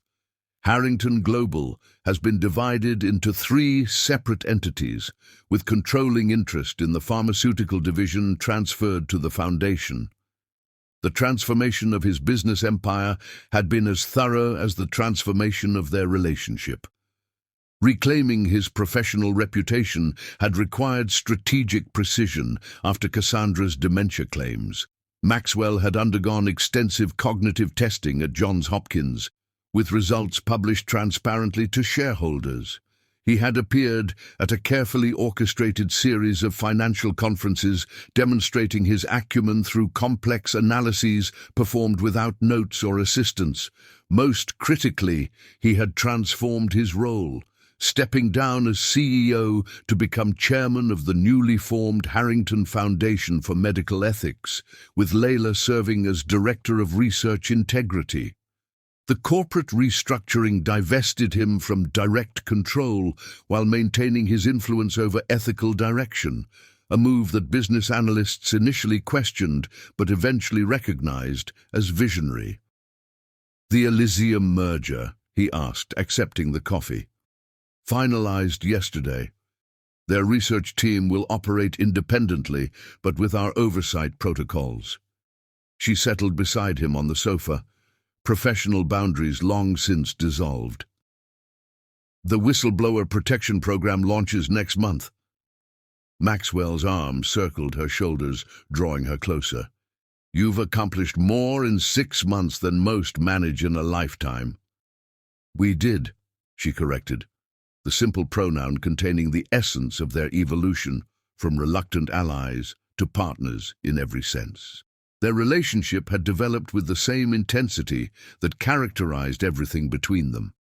From the night in the penthouse, when pretense finally fell away, they had moved forward together, rebuilding corporate structures, testifying in trials, and establishing safeguards to prevent similar corruption from taking root again. The intimacy between them carried echoes of their beginning. The same intensity and focus they'd once directed at survival now channeled into creating something neither had expected to find. "Your grandmother's care team called," Maxwell mentioned. "The new treatment protocol is showing significant improvements." Layla's expression softened at the mention of her only family. She asked when we're visiting next. "I think she enjoys the island more than we do." "We'll take the helicopter tomorrow," he decided, fingers tracing patterns along her shoulder. "Weather permitting." The casual domesticity between them remained a source of private wonder. How completely their lives had interwoven after beginning in crisis. The woman who had once served as his household staff now shared his life, her brilliant mind and unflinching integrity becoming essential to his reimagined purpose. A news alert interrupted their moment. Cassandra's appeal had been denied by the federal court. Her final attempt to escape justice had failed, cementing her permanent removal from society. "It's really over," Layla observed, studying Maxwell's reaction. "It was over the moment you noticed the tremor in my hand at that first gala," he replied, the memory now distant enough to reference without darkness. "Everything since has been building something new from those ashes." Rising, Maxwell moved to his desk, retrieving a small box from the drawer. He had planned something more elaborate, but the news of Cassandra's failed appeal created a symmetry too perfect to ignore. "I've been considering timing," he said, returning to where Layla sat, "whether to wait for some arbitrary, perfect moment." Understanding dawned in her expression as he opened the box, revealing a simple platinum band set with a single emerald, deliberately unlike the ostentatious diamond Cassandra had worn. "I don't want to wait any more," Maxwell continued, his customary confidence momentarily yielding to vulnerability. "The past year taught me that time is precious and certainty rare. But I am certain about you, about us." Layla's composed exterior briefly faltered, emotion rising to the surface. "Are you sure? After everything with Cassandra?" "Because of everything," he corrected. "You saved my life, then helped me rebuild it into something meaningful. You never saw me as just wealth or position. You saw me at my weakest, and still chose to stay." Outside, waves crashed against the shore as the proposal hung between them. Not a question of passion, but of partnership already proven through extraordinary circumstances. Layla took the ring from its box, examining it with the same careful attention she'd once given evidence of poisoning. "It's not traditional," she noted, approval in her voice.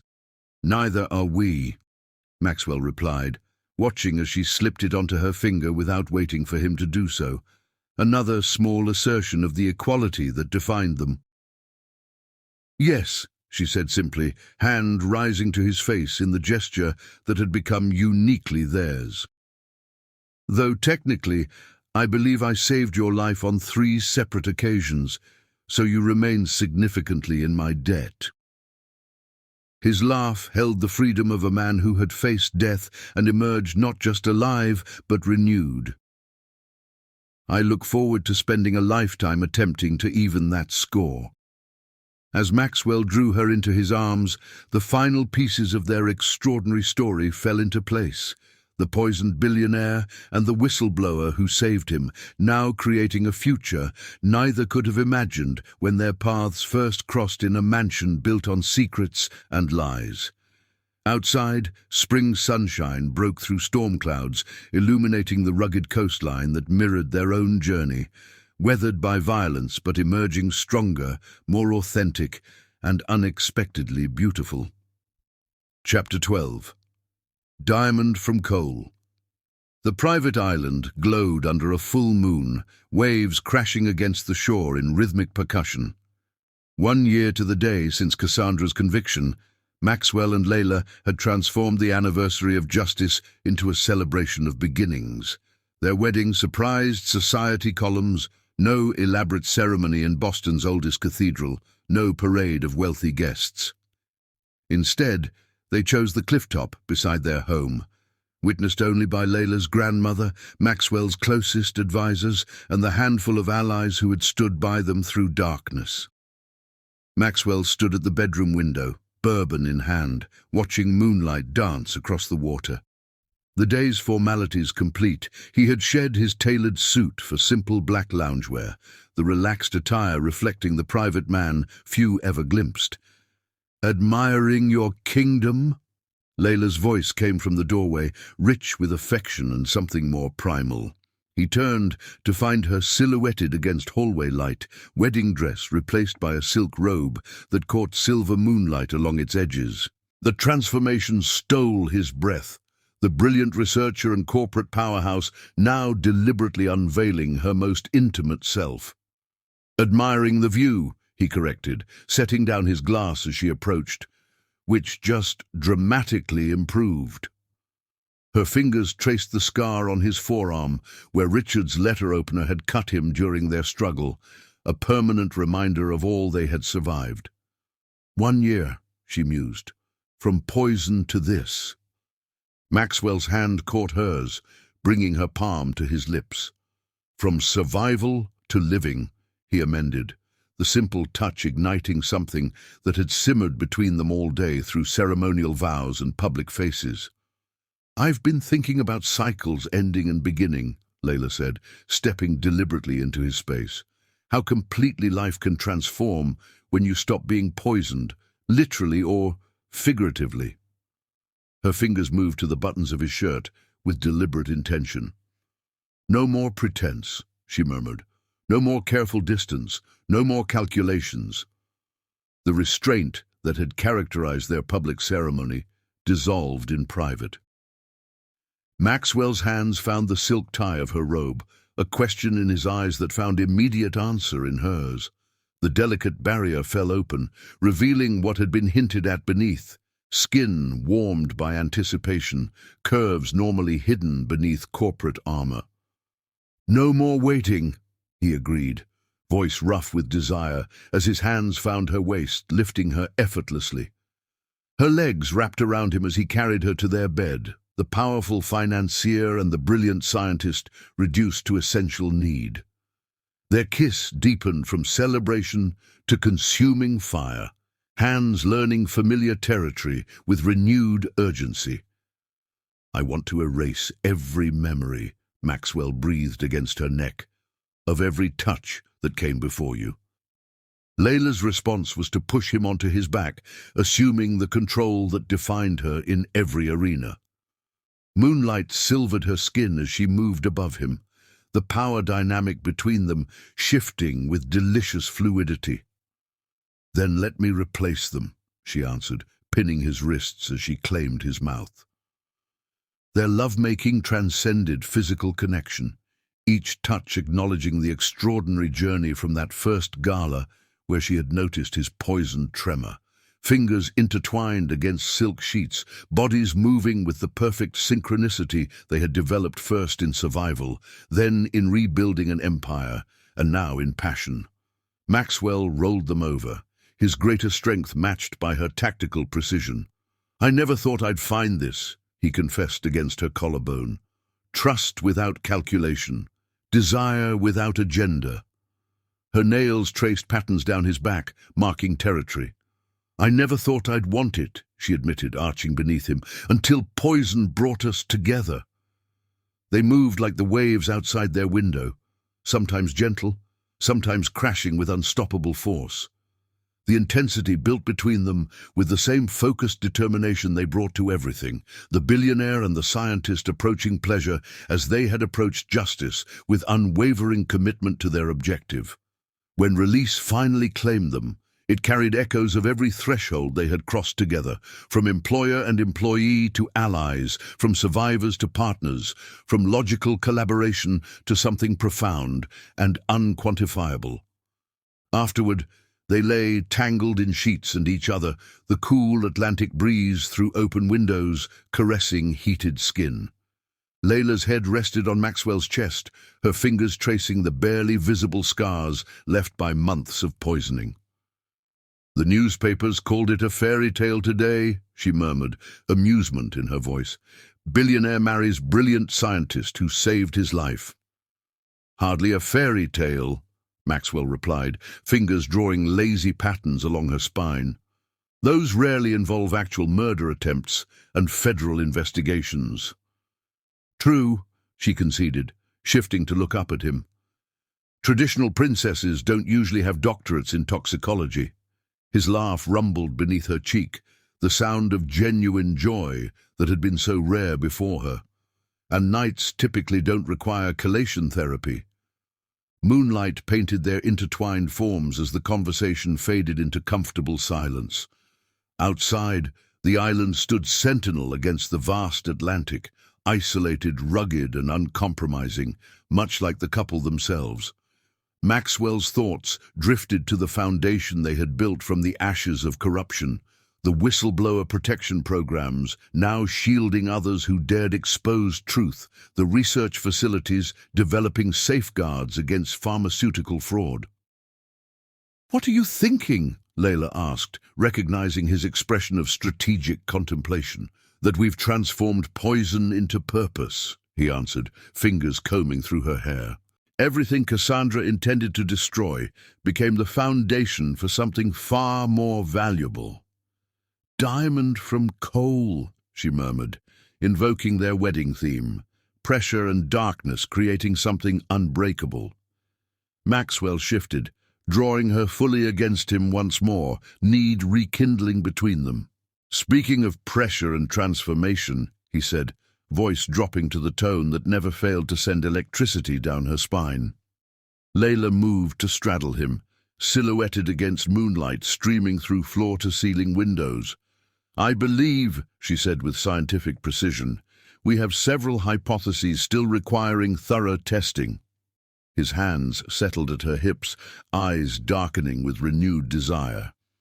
"I've always admired your commitment to rigorous research methodology." Their laughter transformed into sighs as they began again, the night stretching before them with the same unlimited potential as their shared future. Beyond the windows, waves continued their eternal rhythm against the shore, constant yet ever-changing, like the extraordinary bond between two people who had found each other through darkness and emerged into light. As dawn eventually painted the horizon in gold and crimson, they finally succumbed to exhausted sleep, limbs entwined in unconscious affirmation that even in vulnerability they remained unbreakably connected. Two former adversaries of a corrupt system who had discovered in each other not just safety, but passion, purpose, and the rarest treasure of all, truth without condition or calculation. The billionaire and the scientist who had saved him, not a fairy tale, but something far more powerful, a future forged through fire, tested by poison, and ultimately transformed into something neither could have imagined when their extraordinary story began.